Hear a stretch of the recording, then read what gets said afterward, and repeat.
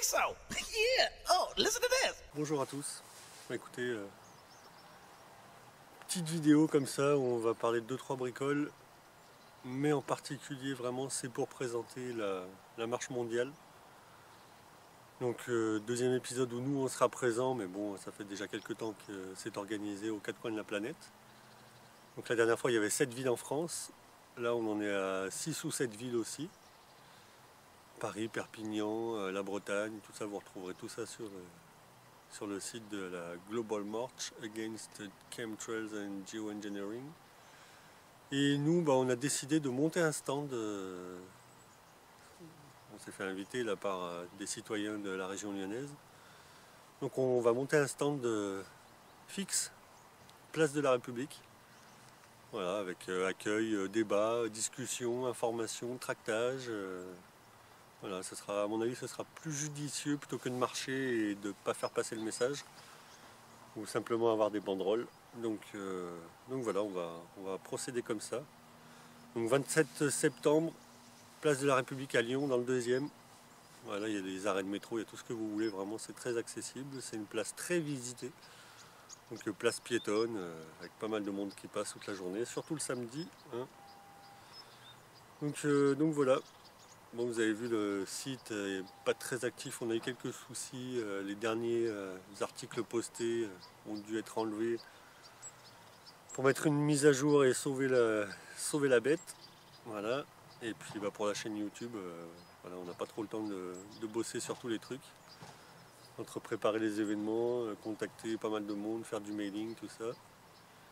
Et d'ailleurs à ce sujet, on cherche un petit peu des gens qui s'y connaissent au niveau informatique, donc des développeurs, sur des bases de données SQL, sur du codage PHP éventuellement, choses comme ça. Vraiment c'est important s'il y a des âmes charitables qui maîtrisent ce genre de code et de langage informatique. Vraiment faites-vous connaître, envoyez-nous un mail, contactez-nous. Voilà, histoire de nous donner quelques heures de votre temps et de votre savoir-faire pour que les choses puissent avancer. Parce qu'il y a des fois où on est bloqué, il y a vraiment beaucoup de boulot. Donc voilà, donnez-nous un petit coup de pouce si c'est possible. Et sinon, petites infos, oui, il y a eu Berlin cet été là, qui a été traité par Mr. Max Bliss, entre autres, Josefina Freil, aussi pour l'Espagne. Donc voilà, on va essayer de traduire quelques vidéos là de ces interventions pour voir ce qui se dit exactement. Autre information, là, le 21, il y a la marche, l'ultime marche contre le climat. Havas vous présente ça comme la plus grosse pétition de tous les temps contre le réchauffement climatique et ainsi de suite. Derrière tout ça, il y a Nicolas Hulot, 2-3 personnes. Voilà, on nous dit cette semaine que la couche d'ozone s'est régénérée, hein, et que maintenant il n'y a plus qu'à faire des efforts pour contrer le réchauffement climatique.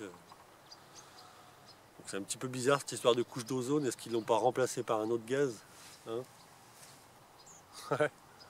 Voilà, aujourd'hui c'est assez visible. Donc à voir, peut-être qu'on sera présent nous sur Valence pour ce 21 là, voir un petit peu ce qui se passe, tracter, essayer de réinformer les gens. Parce que là vous retrouvez tous les écologistes de base, tous les gens qui sont animés sûrement de bonne volonté, mais qui à mon avis n'ont pas toutes les cartes pour réfléchir à la problématique. Voilà. Et puis voilà, on va essayer de se croiser, j'espère un maximum le 27. Je voulais faire la vidéo avant, mais le ciel était assez dégagé, à part quelques filaments. Voilà, comme vous pouvez voir ici, là. Ça, c'était le 12 septembre, au Benat. Voilà, des filaments qui tombaient. Donc moi, je bossais, j'avais pas beaucoup le temps d'informer les gens, mais j'ai fait quand même une petite vidéo pour montrer le grand retour des filaments et les bains de particules dans le ciel. Et puis quelques jours avant, donc le 8 septembre, on a eu aussi, j'étais sur la région lyonnaise pour un salon, on a eu aussi ces mammutus, hein, ces espèces de nouveaux nuages là, nouvellement répertoriés. Donc assez impressionnant, voilà. En général ça donne de la pluie, mais finalement non, ça n'a pas craqué. Par contre la moitié de Lyon était recouvert de ces nuages incroyables. Voilà. Voilà, donc on a eu aussi petites infos là, avant de faire un clin d'œil à la géopolitique, mais petites infos, il y a encore eu des Balkans qui ont été inondés de manière sévère, l'Afrique aussi qui a été très fortement inondée, voilà, donc vraiment le dérèglement climatique, on nous le vend à plein pot. Petite réflexion, donc quand on envoie des messages au gouvernement, quand on pose la question sur les traînées d'avion, on nous dit que les taux d'humidité, les températures froides et ainsi de suite aident à générer les traînées des avions persistantes. Alors regardons les photos satellites où tous les avions qui voyagent entre l'Europe et les États-Unis et vice versa passent par des lignes courbes au-dessus du Groenland, du pôle Nord et ainsi de suite, le nord de l'Atlantique. Là, il y a très rarement des traînées d'avions sur les photos satellites. Voilà. Pourquoi? Voilà, il y a des dizaines et des centaines d'avions qui passent là-bas par jour. Pourquoi il n'y a pas des grands traits quotidiens entre les deux continents? Voilà, expliquez-nous ça parce que voilà, c'est un peu trop facile là, de nous promener au sujet des traînées. Ça commence vraiment à être fatigant. Donc voilà, puis géopolitique, ça sent vraiment très très fort le pipi là avec les bruits de bottes. Il y a tout qui s'organise, même l'or en ce moment a un gros problème. Les taux d'or chutent, le pétrole ça va plus, les bourses elles sont en train de... Elles montent, elles descendent, c'est un petit peu la panique. Et puis voilà, et à mon avis ils sont un petit peu en train de nous fabriquer une guerre, même si les foyers ont commencé bien sûr par-ci par-là. Depuis pas mal d'années, là ça commence vraiment à se préciser, donc vraiment pas marrant. Et sûrement lié avec l'intensification de ces épandages de toute façon. Que ce soit pour influer sur les récoltes ou pour influer sur la météo ou brouiller les radars et ainsi de suite. Donc voilà, mobilisons-nous, hein, arrêtons de nous faire bananer. Et puis rendez-vous le 27 avec toutes les personnes de bonne volonté, le noyau dur de l'association en tout cas en ce qui nous concerne. Et puis dans toutes les autres villes, hein, pour ceux qui ont des événements proches de chez eux, regardez le lien sous la vidéo pour voir où ça se passe vers chez vous. Et voilà, soyons forts. Et aujourd'hui là, le ciel est vraiment très particulier. Je vais vous faire un petit panoramique pour finir. A bientôt, prenez soin de vous.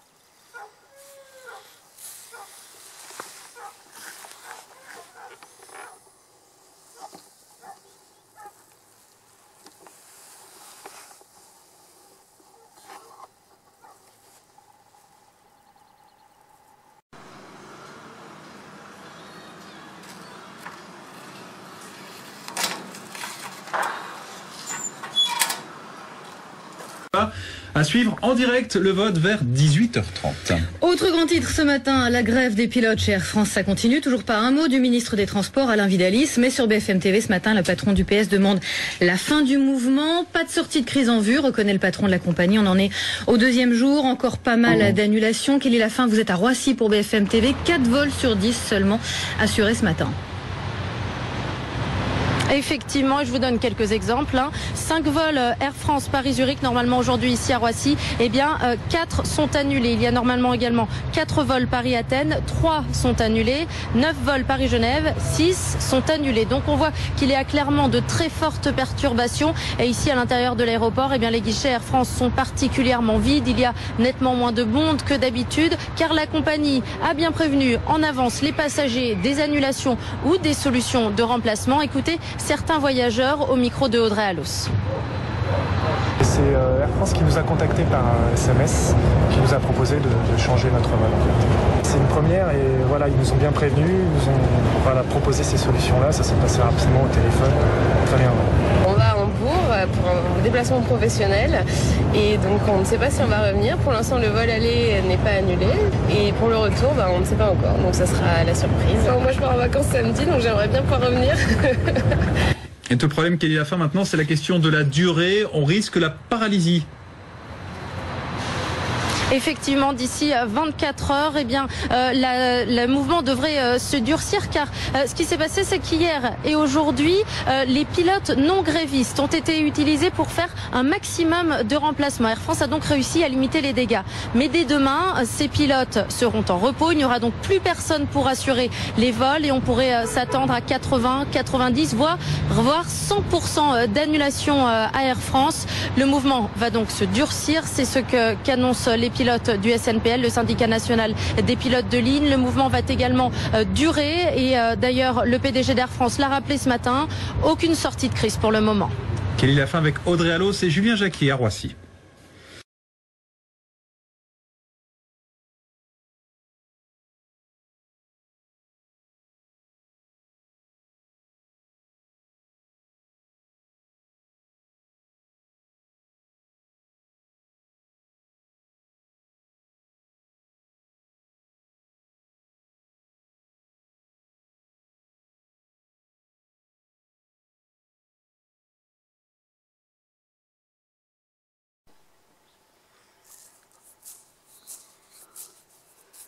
Donc voilà, vous avez eu droit à 2h30 de ciel en ce 16 septembre, mardi 2014.